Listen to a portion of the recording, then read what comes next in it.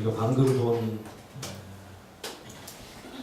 이 영상은 네팔의 히말라야산 밑에서 포토 일을 하는 포토로 먹고 사는 사람들에 대한 이야기입니다. 자세히 나오진 않았지만 그 여자분이 주인공인데 다큐멘터리입니다. 이분이 평생 이 포토 여자분이 여자의 몸으로 포토 일을 하셔요. 여기다가 이렇게 띠를 메고 50kg, 60kg 되는 무거운 짐을 메고 6,000m, 7,000m, 5,000m, 4,000m 이상 이렇게 짐을 나르다주고 주는 몇십 달러의 달러를 받고 살아갑니다. 이 어머니가 아까 그 아들하고 나와 있었는데 그 어머니가 산을 오르고 내리면서 내리다가 팔썩 주저앉습니다. 주저앉으면서 그렇게 고백을 합니다. 내 인생은 왜 이리 고달프고 힘든지 모르겠다. 내 인생은 왜 이리 고달프고 힘든지 모르겠다. 아직도 그 말이 귀에 쟁쟁합니다.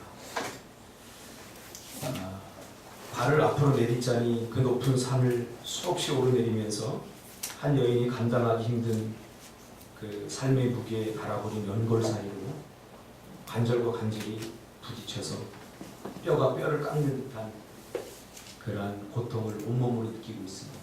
관절염 때문에 연골이 다 닳아서 뼈가 이렇게 뼈와 뼈가 부딪히는 그 가운데서 지금 그 포토일을 하고 있는 거죠. 그렇다고 주저앉자니 자식들의 굶주림과 배고픔의 고통을 그대로 끌어안아야 하는 이 여인의 절망. 그러면서 눈물을 펑펑 흘리면서 내 인생은 왜 이렇게 고달프고 힘든지 모르겠다. 같이 짐을 나르던 남자 동료가 안쓰러워서 자기가 짐을 대신 짊어주겠다고 자기 바구니에 담으라고 합니다.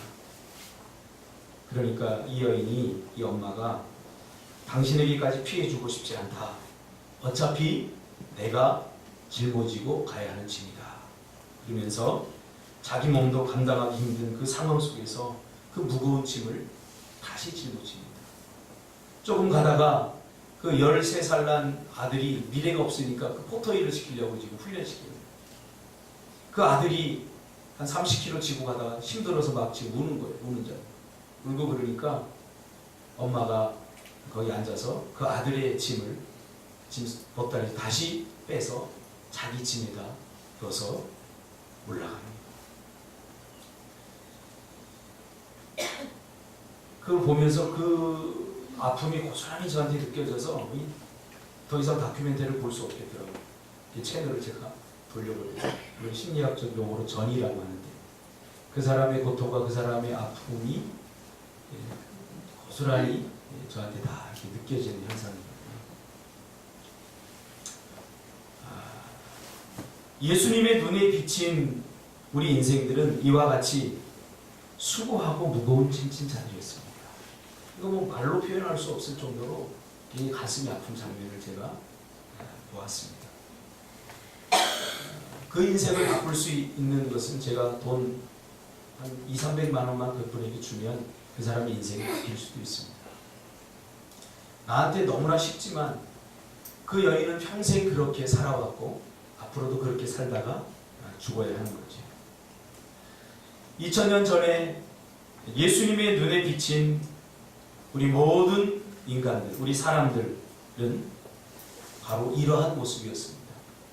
수고하고 무거운 짐 진 자. 이 짐은 내가 감당할 수 있는 정도의 무게가 아니기에 때로는 삶을 짓누르고 우리를 고통과 절망으로 누릅니다. 지금도 모두 누군가에게 아무에게도 말할 수 없는 짐들을 다 지고 살아가고 있지 않습니까? 겉으로 보기엔 다 웃고 떠들고 즐거운 것 같지만 아무에게도 말할 수 없는 나름대로의 다 고통과 아픔과 힘겨운 인생의 짐들을 다 짊어져 가고 있습니다. 어린아이들도 마찬가지예요. 우리 예원이도 저 아이가 무슨 걱정이 있을까 하고 제가 이렇게 물어봤더니 학교에 가기 싫대요. 아빠 방학도 안 해? 난 학교가 너무 가기 싫어 죽겠어. 죽겠대. 학교만 없으면 행복할 것 같아. 그래서 개학을 하는 날 아빠 언제 또 방학해? 하고 물어봐요. 걱정이 되는 거죠. 나름대로. 이렇게 어린아이부터 노년에 이르기까지 다 나름대로 자기만의 인생의 짐을 우리가 짊어지고 가고 있다는 사실이죠. 그런데 문제는 왜 우리가 이렇게 감당할 수 없는 크고 무거운 짐을 지고 살아가게 되었는가 하는 문제입니다. 성경은 죄 때문이다 라고 말합니다. 우리 인생 가운데 벌어지고 있는 모든 불행과 고통의 중심에는 바로 죄라고 하는 짐이 있습니다. 죄는 복음적으로 설명되어질 때 가장 정확합니다. 우리가 예수를 믿어도 이 죄 부분을 굉장히 윤리적이고 도덕적이고 또 종교적으로 해석을 하려고 해요. 그러다 보니까 죄의 문제가 해결되지 않습니다. 이 죄는 복음적으로 접근을 해야 가장 정확하게 해결할 수 있습니다. 여전히 인간은 이 인생의 무거운 짐을 지고 살아갈 수밖에 없습니다. 바로 죄의 짐이죠. 이 죄를 복음적으로 접근을 하면 훨씬 심각해집니다. 죄가 뭐죠? 우리 인간이 경험하고 있는 모든 고통과 절망의 중심에는 바로 죄가 있습니다. 죄가 아닌 죄로부터 발생하지 않은 불행, 고통은 없습니다. 죄 때문에 모든 것이 발생한 것입니다. 예전에 제가 응급실에 갔는데 어떤 젊은 여자가 막 울어요. 보니까 이렇게 상황 판단을 해보니까 결혼한 지 불과 한 5년도 안 됐는데 애가 한 3살쯤 돼 있고 아침에 회사 다녀올게 그러고서 나가서 이 전기를 하다 감전으로 돌아가셨어요. 그래서 병원에 응급실에 왔는데 제가 신방을 가느라고 그 광경을 목격했습니다. 이 여자가 막 통곡을 합니다. 나는 어떻게 살아? 죽음이 어떻게 해서 왔습니까? 죄 때문이요. 이별의 고통을 주지. 어느 것 하나 우리 인간을 불행하게 만드는 것 중에 죄에서 나오지 않은 것이 없다는 사실이에요.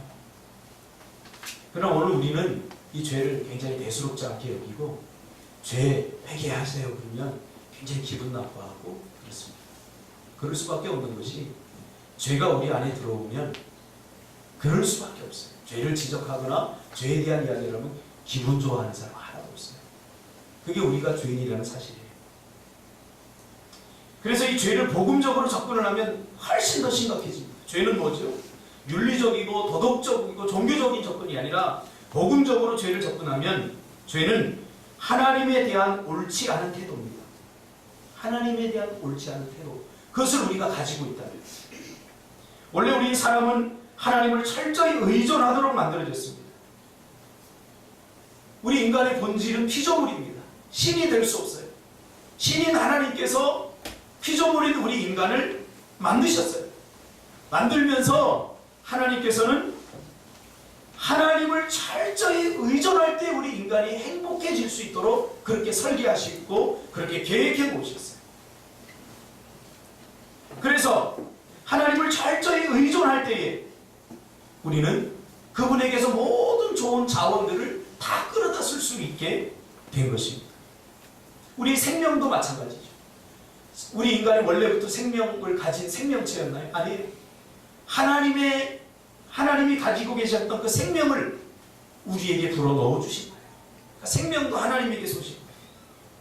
삶의 모든 것들이 하나님께로부터 나와서 하나님께로부터 온다는 사실을 우리가 잊으면 안 돼요. 그래서 우리 인간의 행복은 바로 하나님을 철저히 의지할 때에 누릴 수 있도록 그렇게 만들어졌습니다. 그러므로 우리가 가진 것, 우리가 누리고 있는 것, 어느 것 하나 하나님에게서 오지 않은 것이 없습니다. 이것을 인식하고 살아가는 것이 바로 은혜의식입니다. 할렐루야. 우리 정은혜 집사님 이름 참 은혜스럽게 잘 바꿨어요. 제가 생각해요. 은혜. 이름을 바꾸니까 정말 은혜스럽게 살아가는 것 같아요. 은혜. 이 은혜의식. 이 은혜의식이 떨어질 때 불평하고 원망하면서 서로 탓하고 그러면서 살아가게 되는 거죠.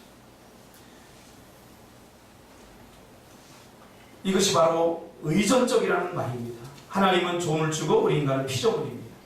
우리가 이 영역을 분명하게 지킬 때 행복해지는 것입니다.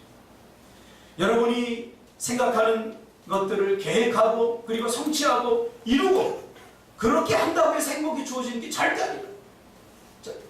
저는 많은 성공한 사람들을 보았고 또 많은 것들을 소유하고 있는 사람들을 보았습니다. 한결같이 공허하다고. 왜? 우리 인간의 행복이 어디서부터 오는지를 모르기 때문이죠. 하나님과 좋은 관계를 유지할 때, 그렇죠? 하나님으로부터 모든 좋은 것들을 공급받을 때 우리가 진정 행복해질 수 있다는 거죠. 내 인생의 주인이 내가 아니기에 내 마음대로 살아서는 안 된다. 그런 뜻입니다. 자기중심적. 그러니까 죄는 사람을 굉장히 자기중심적으로 만들어버리고 이기적으로 만들어버려요. 죄는 정말 수많은 우리가 예측하지 못한 불행과 고통을 생산해냅니다. 이 땅에서 일어나는 모든 일들 가운데 사람을 고통스럽게 불행하게 하는 그 중심에 끔찍한 죄가 도사리고 있다. 뭐 폭탄 테러 같은 거 일어나잖아요. 그 사람들 자살하니까 왜 그렇게 하느냐? 자기 몸에 폭탄을 묻고 뛰어들어요. 왜 그래? 이 죄 자기밖에 모르는 거예요. 뭐라고 그러냐면 순교라고 봐줍니다. 모슬렘에서는 그걸 순교라고 봐요. 그러니까 나쁜 것 중에 가장 나쁜 게 종교적으로 나쁜 거예요. 종교적으로 잘못되면 도덕적으로 윤리적으로 나쁜 사람보다 더 나빠요. 보세요. 자기가 천국 가고 순교하기 위해서 폭탄을 껴안고 다른 사람을 죽여버리는 거예요. 우리도 그럴 수 있어요. 우리가 종교라고 하는 것을 예수 믿는다고 그런 핑계로 충분히 악해질 수 있다는 사실이에요. 그러니까 예수를 믿으면서 자기중심적이 되면 안 돼요. 이기적이 돼버리면 안 돼요. 이번 주에 제가 제주도를 다녀왔습니다. 저희 군산 매형 되신 장로님과 같이 다녀왔는데 이 장로님은 그런 얘기를 해요. 장로님이 사는 동네에 정말 심각한 일이 벌어졌대요. 어떤 한 사람 때문에. 이 사람이 길 입구에 자기 집이 있는데 그 자기 집을 통과해야 그 동네를 다 들어갈 수 있는데 그 길이 이 사람 소유로 되어 있는 거예요. 뭐 얼마 길겠어요, 길이. 와. 길이 거기밖에 없는 거예요. 그러니까 이 사람이 통행세를 받는 거예요. 할렐루야. 아니, 지금 21세기 이런 일이 벌어지고 있어요. 통행세를 받는 거예요. 근데 조금 기분 나쁘게 하면 더 비싸게 받고. 이 사람한테 좀 잘못 보이면 큰일 나는 거예요.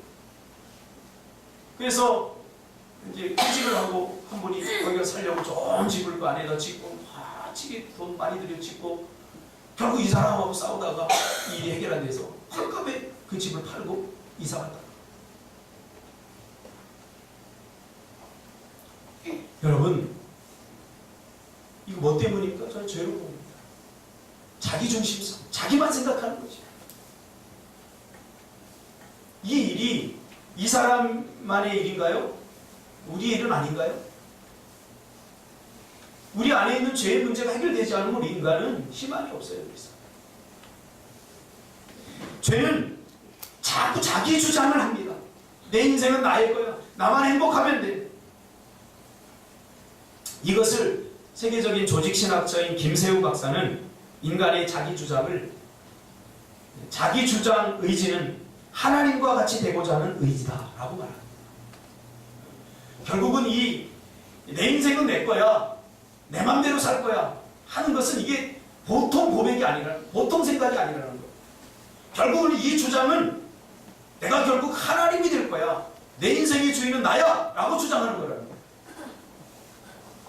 여러분, 내 인생은 하나님 거 맞습니까? 우리가 예수를 믿는다는 것은 내 인생은 하나님 거라는 거예요. 나는 하나님 거라는 거예요. 나의 모든 것들은 다 하나님 거라는 거예요. 그것을 인정하는 거예요.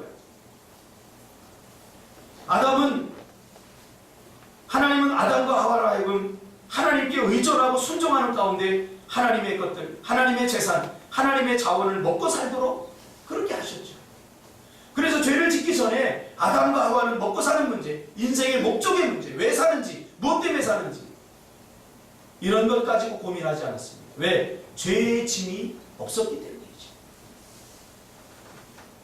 그러나 아담과 하와는 하나님에 대한 의존과 순종을 속박의 상태로 인식하고 자기 뜻대로 자기 멋대로 살고자 하나님께 저항하고 대항하며 자기를 주장하고 독립을 선언한 거죠. 이게 죄예요. 죄가 간단하지 않아요. 죄는 결국 결론적으로 말하면 피조물인 인간이 신처럼 되려고 하나님께 도전한 사건입니다. 우리 인생은 철저히 하나님을 의존하도록 만들어진 피조물이라는 사실을 잊어서는 안 돼요. 사탄이 뭐라고 그랬어요? 야, 너 그 선악과를 따먹으면 눈이 밝아져서 하나님처럼 돼. 무슨 말이에요? 너 하나님 된다는 거 그거 먹으면. 그러니까 따먹은 거예요. 속박의 상태로 하나님께 순종하면서 하나님께 의지하면서 사는 거 좀 유치해. 좀 내가 독립적으로 내 맘대로 내 뜻대로 내가 멋지게 한번 살고 싶고 내가 원하는 대로. 내가 이거 하려고 하는데 하나님 하지 마. 저거 하려고 하는데 하나님 그거 안 돼. 이거 싫다는 거예요.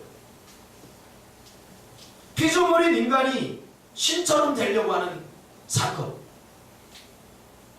그것을 부추긴 것이 바로 죄입니다. 그 결국 죄.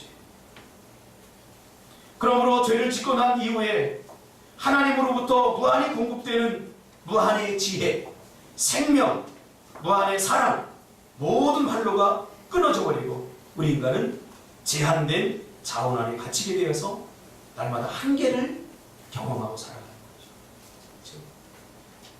인생의 문제, 하나님으로부터 오는 지혜가 단절되어 버리니까 상식적인 것도 문제가 돼요. 간단히 내가 잘못했어. 그러면 해결될 거예요. 여러분, 남북통일하는 거 간단히 하나님이 개입합니다. 근데 서로의 자존심, 이 서로에 풀리지 않는 뭔가가 있어요. 그게 뭐예요? 죄 때문에. 이것이 우리를 불행하게 하고 힘겨운 삶을 살게 된 것이죠. 결국 죄가 이렇게 만든 것입니다. 죄는 인간의 불행해지는 모든 치명적인 것들을 다 포함하고 있습니다. 죄 그러니까 너무 막연하죠. 죄 안에 감추어진 인간의 추악한 탐욕이 있는데 그 중에 하나를 제가 말씀드리면 바로 욕심입니다.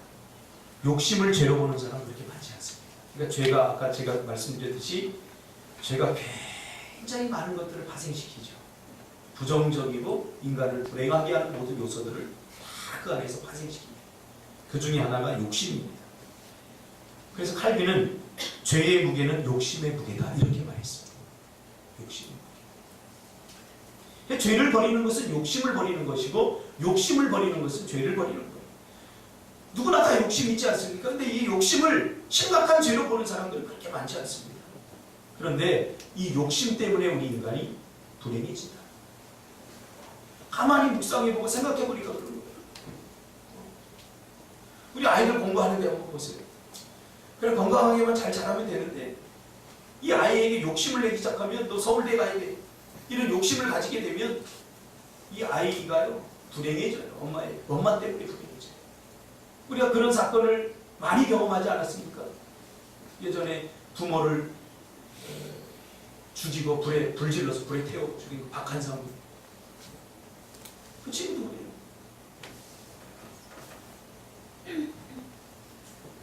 부모가 성공했는데 그 성공에 자식이 좀 보탬이 돼야 되는데 공부를 못하는 거예요. 별걸 다 해봐도 안 돼요. 유학을 보내버렸어요. 안 돼요. 뭐 전문대도 못 붙어요. 유학을 보내버렸어요. 그러니까 가서 마약하고 가서 도박하고 이게 안 돼요. 그래서 들어와서 몰래 부모님을 처절하게 살해했습니다. 이게 어디서부터 시작되냐 그 말이에요. 성경이 정확히 맞지 않습니까? 욕심이 잉태한 즉 죄를 낳고. 여러분이 어떤 욕심이 있습니까? 내가 지금 힘들고 참 어렵고 인생이 참 이렇게 안 되는가 힘들기만 하다. 그 중심에 또 욕심이 있을 수 있어요. 이 정도면 되지 않습니까? 이 정도면. 자꾸 우리는 조금만 더 하는 거죠. 그래서 죄를 버리는 것은 욕심을 버리는 거고, 욕심을 버리는 건 죄를 버리는 거고. 제가 죄의 어떤 한 부분만을 지금 다루니까 그랬죠. 이 죄에 대해서 말할 게 너무 많아요. 그래서 18세기 부흥의 때에 부흥은 결국 뭐냐면요, 죄를 해결하는 거예요. 해결하는 거예요. 그게 부흥이에요.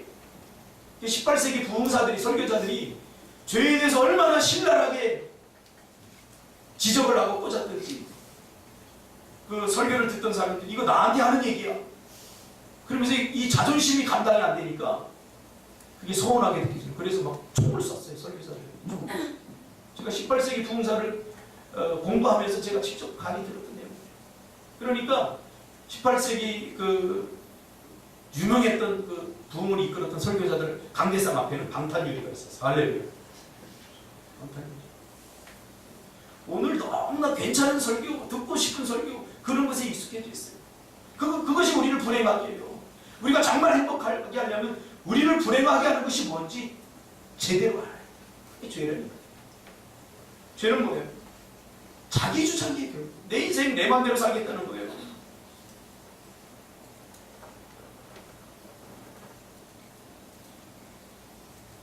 인도네시아의 그 원주민들이 원숭이를 잡는 법에 대해서 여러분 많이 들어보지 않았습니까?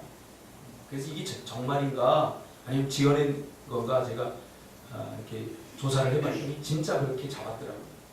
15세기부터 인도네시아 원주민들이 원숭이를 잡을 때 그만한 야자수 열매에 뭐 이렇게 구멍을 뚫어요. 손 들어갈 만큼, 애기들이 들어갈 만큼 손. 그리고 그거를 그 안에다가 몇 개를 가지고 와요. 그럼 원숭이들이 막 몰려든대요. 이렇게 몰려들면 일부러 먹이를 그 안에 이렇게 넣습니다. 일부러 보게끔. 다른 거. 그리고 이 야자수는 나무에다가 묶어놓죠. 그럼 원숭이들이 막 몰려가지고 거기다 손을 넣어서 꺼내먹는. 손을 딱 넣어서 쌀을 딱 집으면 이게 나올 때는 안 나와요. 그러니까 이렇게 펴야지 나오는데 이걸 넣고 있으면 사람들이 가요. 그럼 이거 도망가야 되잖아요. 그런데 이걸 잡고서 이걸 먹어보겠다고 주먹을 계속 쥐고 있다 잡히는 거예요. 이게 안 빠지니까. 욕심.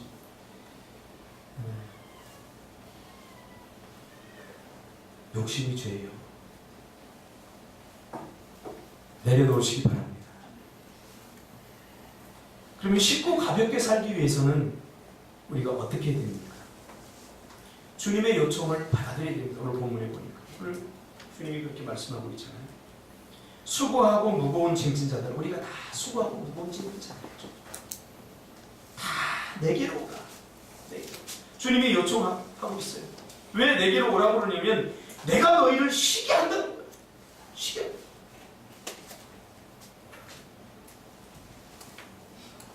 첫 번째, 우리가 쉽고 가벼운 인생을 살려면 주님의 요청을 받아들여야 됩니다.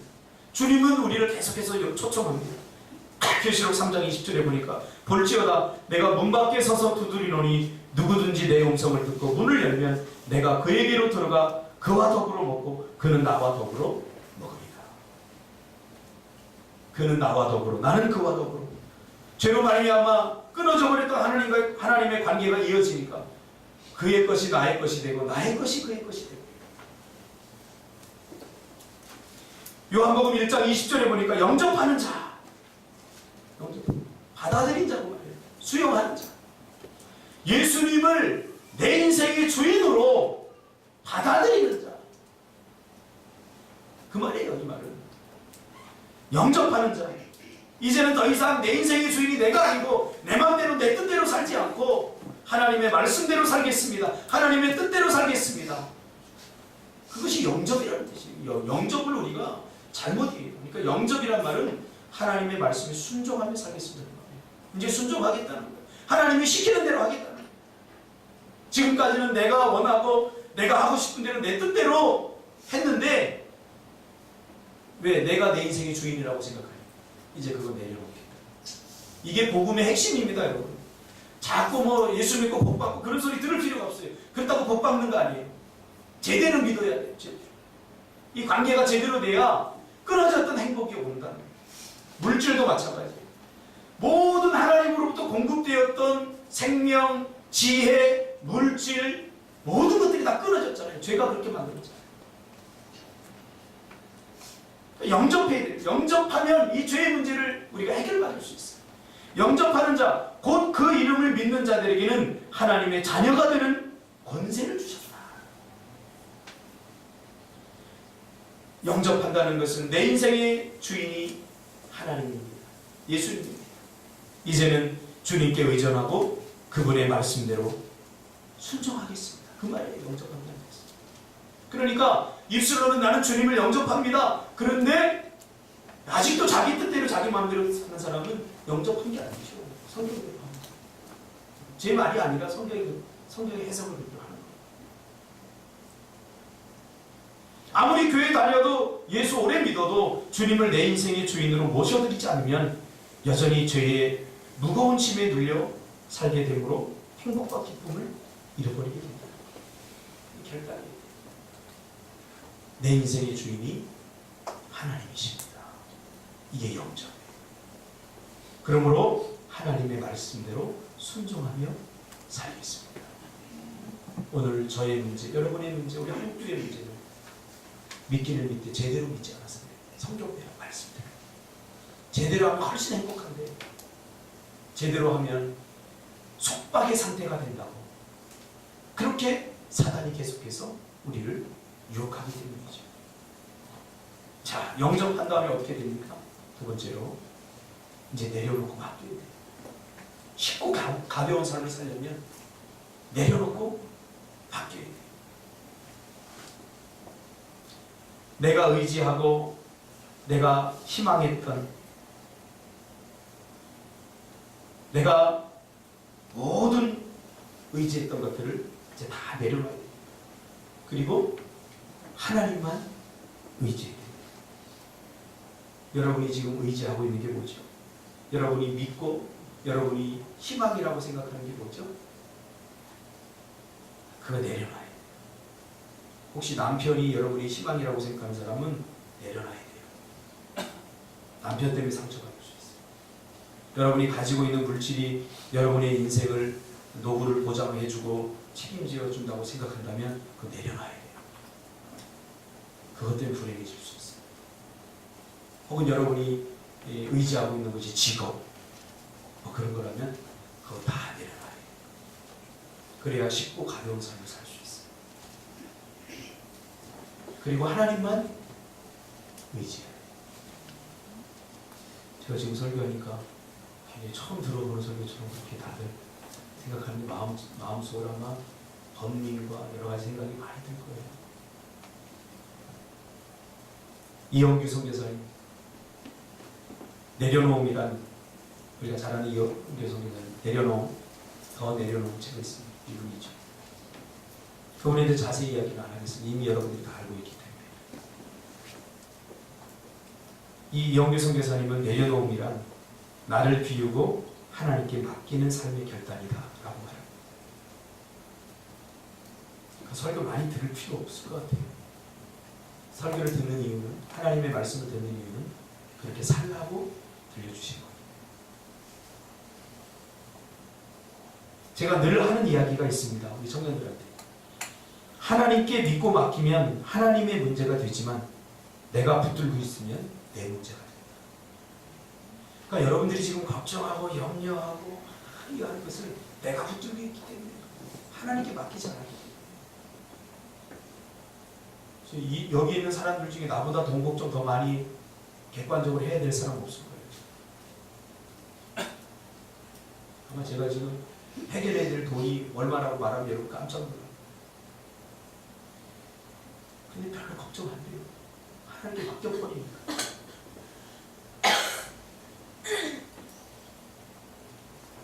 시편 37편 5절에 너의 길을 여호와께 맡기라. 저를 의지하면 저가 이루시겠다. 할렐루야. 맡기지 않으면 아무 의미가 없어요.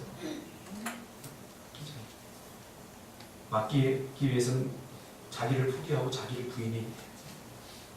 누구든지 나를 따라오려고 자기를 부인하고 자기 십자가를 지고 따라오라고 했어요. 이 자기 십자가가 뭐냐면 오늘 주님이 말한 쉽고 가벼운, 쉬운 멍에 가벼운 짐이에요. 그 십자가. 어떤 사람은 그런 사람이 있어요. 내 인생이 힘들지 모르겠어요. 짐은 두 종류로 성경에 의하면 분류할 수 있다고 말합니다. 성경은. 첫째로 자기가 죄 짓고 스스로 그 죄의 짐을 짓는 경우. 하나는 주님이 주시는 십자가의 짐. 자기를 부인하고 자기 십자가를 지고. 그 주님이 주는 짐. 욕심도 걱정도 염려도 모두 이 죄에서 발생이 됩니다. 예수 안에서 무엇인가를 계획하고 꿈꾸시기를 바랍니다. 내려오세요. 내려오세요. 얼마나 더 우리가 행복해져요. 얼마나 이 정도면 우리 감사하지 않습니까? 정말 감사가 나오시기 바랍니다. 저는 요즘 너무 감사가 많이 나와요. 자꾸 목사 자랑한다고 그럴지 모르겠는데 그냥 있는 그대로 얘기하는 거예요. 얼마나 마음이 편안하고 얼마나 감사해요. 감사해요. 정말 감사해요. 이렇게 얘기하니까 또 어떤 분은 미국의 어떤 여자처럼 8,500억 로또에 당첨되지 않았나? 뭐 이렇게 생각할지 모르지. 8,500억이 아니라 제 상황, 주변의 상황을 제가 잠시라도 걱정하지 않으면 안 될 상황입니다. 잠시라도 마음을 놓으면 안 될 그런 상황. 그런데 왠지 모를 평안과 행복이 내 안에 있어요. 왜 그럴까? 그냥 맡기니까 간단해져요. 아이들 잘 맡기잖아요. 아이들. 우리 꼬맹이들한테 야 여행 가자! 그러면요. 얘들이 참 하는 질문이 뭐냐면 아빠 목적지가 어디야? 아빠 경비는 다 준비됐어? 어떻게 차는 다 점검됐고? 문제 없는 거예요? 날씨는 다 조사했어? 이런 거 잘 다 물어봐요. 여행 가자 그러면 와! 할렐루야. 와! 돈 걱정 안 해요. 아무 걱정 안 해요. 왜? 엄마 아빠가 알아서 할 거니까. 내가 걱정한다고 뭐 될 일도 아니고. 하나님께 여러분 맡기시기 바랍니다. 하나님이 하시겠다고 와 하세요. 그냥 와. 할렐루야. 와 하면 끝나버릴 거예요. 하나님이 하신다니까요. 저는 요즘 이거를 너무 많이 경험하니까 뭐 별로 그러니까 그렇게 크게 이루고 싶은 것도 없고 그냥 하나님이 주신 사명 붙잡고 그냥 살면 되는 거예요. 그래서 김성장 목사 친구하고 전화했더니 야 네가 드디어 돌을 닦았구나 그러더라고요. 저 도 닦은 적 없어요. 목회를 하다 보니까 하나님이 그렇게 주시는 거예요. 초창기에는 여기서 설교를 제대로 못했어요. 오늘은 누가 안 나올까? 제주께는 나다 들었다 하잖아요. 오늘은 또 누가 나갈까? 이 설교가 제대로 안 됩니다. 근데 하나님께 다 맡기니까 나가면 더 좋은 데로 가시겠지. 그런 마음이지. 그러니까 사랑 못할 사람이 없어요. 다 사랑합니다. 하나님께서 나에게 내일까지 맡겨주시면 난 최선을 다해 설교하고 그를 위해서 기도해 주는 거예요. 그게 목회 아니겠어요? 하나님은 왜 내려놓으라고 할까요? 다 같이 함께 해봅시다. 시작. 더 좋은 것을 주시기 위해.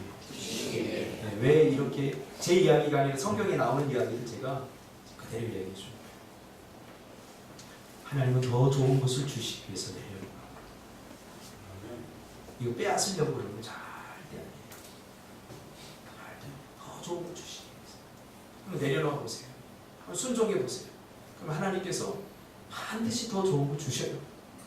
욕심 부리고 괜히 이것마저 잃어버리면 어떡하나? 이거 하나밖에 눈앞의 것을 보면 그때부터 분노가 생기고 빼앗는 하나님으로 보여지게 되는 거죠. 더 좋은 것을 주시는 하나님을 봐야 되는데 빼앗는 하나님을 보게 되는 거예요. 냉정한 하나님, 눈물도 피도 없는 하나님으로 보여지게 되는 거죠. 내려보세요. 이렇게 내려가보세요. 하나님이 더 좋은 반드시 주십니다. 지금까지 그랬어요. 예수님을 입으로는 고백했지만 그 고백이 마음에 이르고 구원에 이르기까지 나아가지 못하는 성도들이 얼마나 안타깝습니다. 다 예수님을 입술로 고백해서 다 구원받았다고 하지만 우리의 삶에서 구원받지 못하는 성도들, 염려 걱정 가득해요. 신준이 보세요. 근심이 가득하잖아요. 대학을 지금 올해 들어가야 되는데 지금 서울예대에 이번에 뮤지컬 대회를 했는데 상 탔어요. 할렐루야. 박수 한번 주세요. 그걸로 내려놔야 돼. 그거 했다고 해서 네가 서울예대 들어가는 건 아니야. 뭐 페이스북 안 한다고 해서 페이스북에 올렸더라고. 자중하고 실력을 쌓아야 돼. 실력. 지금 목사님 이렇게 말하는 게 조금 쉽게 들릴지 모르겠지만 그래도 이게 약이 돼야 돼. 상호 집사는 기도 좀 평소에 열심히 해. 네. 내가 너 기도시키면 여기서 내가 떨려. 좋은 말, 좋은 거 이렇게 해서 다 이렇게 한다고 해서 감동되는 게 아니라 기도는 영으로 하는 거거든. 평소에 하지 않으면 이 내 영혼을 터치하지 못해요. 영을 터치해야지. 그건 평소에 내가 해야 돼. 실력을 쌓는 거야. 평소에. 멋진 말들 막 써놓고 막 아무리 멋지게 이거는 가슴을 안 올립니까? 할렐루야? 기분 안 나쁘지? 네. 기분 나빠도 상관없어. 어쩔 수 없지. 세상 것들을 내 안에 있는 것들을 비워내면 훨씬 행복해집니다. 친구들 요즘 보면 40, 50대 이렇게 넘어가면 많은 성공을 해놓고 어디에다가 집도 몇 채 사놓고 이렇게 해놓고 그런 거 여러분 신경 쓰지 마세요. 그게 행복이라고 말합니까? 정말 거기 가서 이렇게 누워있으면 행복할까요? 그냥 자랑하는 기쁨이에요. 분명히 여러분 깨달아야 될 것은 뭐냐면 파스칼이 이야기한 것처럼 우리 영혼에 하나님만이 채울 수 있는 공간이 있기 때문에 하나님을 알지 못하면 세상 그 어떤 것 많이 가지고 어떤 것을 누리고 어떤 성취를 했더라도 절대 행복하지 못해요. 제가 상담을 하면서 많은 사람들을 만나면서 제가 실제로 겪은 겁니다. 돈이 인생의 전부가 아니에요. 돈이 인생의 행복과 불행을 절대로 결정하지 않아요. 그러니까 돈 그거 너무 쌓아두지 말고요. 드실 거 있으면 마음껏 드시기를 주님의 이름으로 축복합니다. 좀 여행 가고 싶으면 좀 가세요. 가고 좀 쓰세요. 그 뭐 자식한테 물려주면요 자식 저주받는 거예요. 저 우리 자식들한테 돈 한 번도 안 물려줄 거예요. 물려줄 곳이 없지만 감사해요. 우리 목사님, 교회 목사님 교회가 한 60억이래요. 교회가. 그래서 어느 날 자식들 남자 3명이니까 불러놓고 누가 나를 이어서 이 교회를 좀 맡아서 하면 이 교회 전 재산 그 사람한테 물려주겠다 합니다. 세 놈이 웃더래요. 아빠 우리 이미 다 알고 있어. 그 빚이 30억이잖아. 파산신고 해버릴 거야. 그래요. 자식한테 물려줄 생각하지 마세요. 그거 모아서 다 어디 갈 거예요? 좀 좋은 일 쓰세요. 좀 고아원 같은 데도 좀 기부하고 재능 기부도 좀 하고 돈이 없으면 재능 기부도 좀 하고 우리가 미얀마 가서 다 받잖아요. 눈으로. 거기 한국에서 사업해서 돈 벌었던 사람들 다 거기 와서 봉사하고 있잖아요. 왜? 저 제주도나 이런 데 멋진 데다가 별장 지어놓고 시하고 다 안 해봤겠어요. 다 해봤어요. 그러니까 채워지지 않아요. 저희 형님 그 누님 큰 누님이 지금 봉직했다 은퇴하시고 군산에 가서 매일 놀러 다니시니까 저는 하나도 안 보고 전국에 안 다녀본 데가 없이 다 다녀보시더라고요. 그거 자체가 저는 하나도 안 부러워요. 네. 그렇게 하는 데서 기쁨을 제가 발견하지 못했기 때문이죠. 그러나 돈 10,000원 벌어서 9,000원 그 없는 노숙자들에게 그 베푸는 그 사람들의 사진 봤습니까? 이게 행복이에요. 세상이 만들어 놓은 거짓 행복에 속아 넘어가지 마세요. 절대 그러면 안 돼요.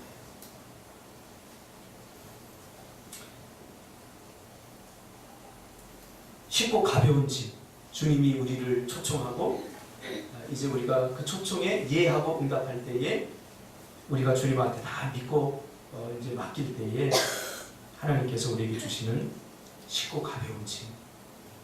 그것은 무슨 짐이냐면 바로 동행의 짐이에요. 동행. 그러니까 오늘 본문을 우리가 이해하기 위해서는 예수님 당시에 농사를 짓던 사람들의 그 농경 문화를 좀 이해를 해야 돼요. 예수님은 어떤 그림을 그리면서 지금 이 말씀을 하고 있냐면, 당시 사람들은 농사를 짓 때 소를 가지고 농사를 지었어요. 우리나라처럼. 그래서 멍에를 이렇게 매요. 이렇게 멍에를 매는데, 보통 소가 멍에를 매는 것과 새끼가 있는 소가 멍에를 매는 건 달라요. 새끼를 가진 소는 멍에를 더 큰 걸 매요. 더 큰 걸 매고, 이 새끼 소가 나중에 어미소처럼 그렇게 잘 멍에를 매기 위해서 미리 훈련을 시키는 거예요. 그래서 더 큰 멍에를 매고, 이 멍에를 매고 어떻게 하죠? 시골에 농사 지은 분들 다 알겠죠? 그 뒤에다 쟁기를 막 하고 무겁잖아요. 짐도 싣고 하잖아요. 그리고 새끼를 옆에 두어요.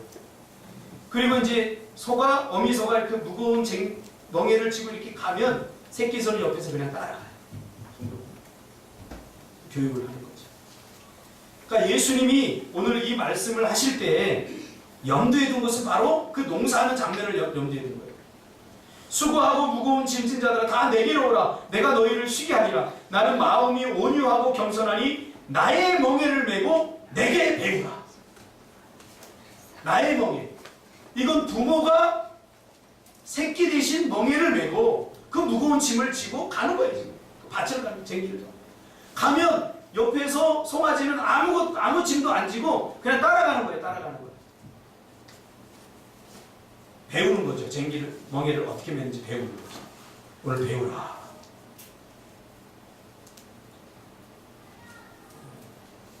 사실 우리 인생에서 우리가 만나는 모든 짐 다 예수님이 다 대신 지십니다. 다 지신. 우리 그냥 따라만 가는 거. 그래도 힘드니까. 이거는 해야죠. 따라가는 거. 그러니까 이 초청은 동행에 대한 초청입니다. 그래 같이만 함께 해줘. 그 말이에요. 우리 아이들 데리고 여행 가면요, 뒤치다꺼리 하기 얼마나 벅차요. 그래도 굳이 데리고 가고 싶어요. 왜? 사랑하니까. 요즘 그 아내들 뭐 여행 보내주는 그런 프로그램 나오더라고요. 박명수 아내가 여행을 갔더라고요. 태국으로. 너무 좋아하는 거예요. 여행 가면 아빠들은 모르지만 엄마들은 다 자식들 챙기느라고 여행이 안 되는 거예요. 그러니까 자식들 즐겁게 하려고 모든 멍에는 다 엄마들이 치는 거예요. 사실 밥 못 먹을까봐 비빔고추장 만들고 멸치볶아 가고 다 이거 지금 그 여행이 아닌 거죠. 주님이 우리를 초청할 때 우리가 져야 되는 짐 바로 이런 짐입니다. 그 소는 멀리서 보면 꼭 소와 송아지가 같이 멍에를 지는 것처럼 보이는 거예요. 그렇죠? 우리는 그냥 따라만 가주는 것. 이것이 예수님의 멍에를 지는 것. 제가 목회를 해보니까 이게 무슨 말인지 알겠더라고요. 함께 해주는 것. 함께 해주는 것. 무엇을 하든 함께 해주고 참 이게 감사해요. 목회를 돕는 것. 헌금 많이 하고 뭐 그거 다 필요 없어요. 함께 해주는 것. 함께 기도의 자리에 함께 나와서 기도해주고 예배 자리에 함께 나와서 예배해주고 교회에 문제가 있으면 함께 걱정해주고 함께 염려해주고. 하나님은 이거 외에는 네가 그 문제를 해결해라 아니에요. 해결은 하나님이 하시는 거예요. 그냥 우리는 함께 해주기만 합니다. 함께. 이게 얼마나 큰 복이에요. 하나님 우리에게 그걸 우리가 크게 큰 걸 요구하잖아요. 여러분들 대부분 내가 지고 있는 인생의 짐은 여러분들이 스스로 죄를 지어서 욕심을 내려놓지 못해서 짓는 짐이지 주님이 주시는 짐은 쉽고 가벼워요. 고린도전서 10장 13절에 보니까 사람이 감당할 시험밖에는 너에게 당한 것이 없나니 오직 하나님은 미쁘사 너희가 감당치 못할 시험당함을 허락지 아니하시고 시험당할 쯤에 또한 피할 길을 내사 너희로 능히 감당하게 하시느니라. 할렐루야. 감당할 만큼 주시는 거예요. 주님은 계속해서 말씀하고 있습니다. 베드로전서 5장 7절 너희 염려를 다 주께 맡기라. 이는 그가 너희를 돌보시리라. 그리고 너는 그냥 주님과 동행해. 네. 함께 하시기 바랍니다. 할렐루야. 이 함께 하는 게 얼마나 좋습니까? 성공이 아니라 순종입니다. 예수 믿고 잘 돼야 되겠다. 그거 버리세요. 예수 믿고 내가 예수님 말씀대로 순종하며 살겠다. 그것이 성공이에요. 한국 교회가 오염됐던 게 뭐냐면 예수 믿고 복 받자. 그래서 물질적인 복, 기복주의 신앙으로다가 물들여버렸어요. 그러니까 순종은 하나, 순종하죠. 왜? 자기가 복 받을 일 같은 데만 순종하는 거예요. 그래서 헌금 많이 드리면 복 받는다 그러니까 헌금 막 팍팍 드립니다. 근데 복 이야기가 안 나오면 헌금도 안 드립니다. 완전히 삼류잖아요. 삼류. 성경은 그렇게 말하고 있잖아요. 내가 성경 어디를 읽어도 그런 얘기도 없어요. 순종하세요. 순종. 자기만 사랑하는 거. 자기만 사랑하면 불행해집니다. 상처받았다고 하는 사람은 자기만 사랑하다고 하는 거예요. 자기만 사랑하면 상처가 됩니다. 자기 사랑을 해야죠. 이게 자존감으로 나타내는데 자기만 사랑하게 되면 분명히 상처받게 돼 있어요. 자기 애를 내려놓으면 상처가 해결이 돼요. 지금 목회를 하면서 많은 사람들이 이렇게 상담을 받아보면 별것도 아니에요. 내가 더 힘들어 사실은 내가 더 힘든데 막 죽을 것 같지. 내가 보니까 아무것도 아닌데 막 그렇게 보면은 좀 자괴감이 듭니다. 내려놓으세요. 여러분의 미래 여기 안 죽는 사람 있습니까? 죽어봤자 천국이잖아요. 이렇게 죽고 사는 일이 그렇게 연연하고 있습니다. 자식 문제? 마찬가지. 내 뜻대로 안 돼요. 다. 바뀌세요. 우리 배세왕 집사님 친구가 있어. 도용준이라고. 그 녀석도 제 제자인데 배세왕 집사님 결혼식 날 딱 와서 저한테 딱 하더니 목사님 제가 진짜 결혼해요? 야, 난 쟤는 평생 결혼 못할 줄 알았어요. 근데 결혼 제일 먼저 했어요. 보니까 얼마나 행복해 보이게 사는 게. 할렐루야? 복분자 더 줘? 칭찬해 주세요. 저기 뭘 도대체 뭘 이루고 싶고 뭘 얻고 싶고 뭘 해야 행복한데 도대체 뭘 해야 행복해. 그거 다 허상이에요. 다 내려놓으세요. 그리고 지금 오늘 행복해야 돼요. 오늘 할렐루야. 주님께 다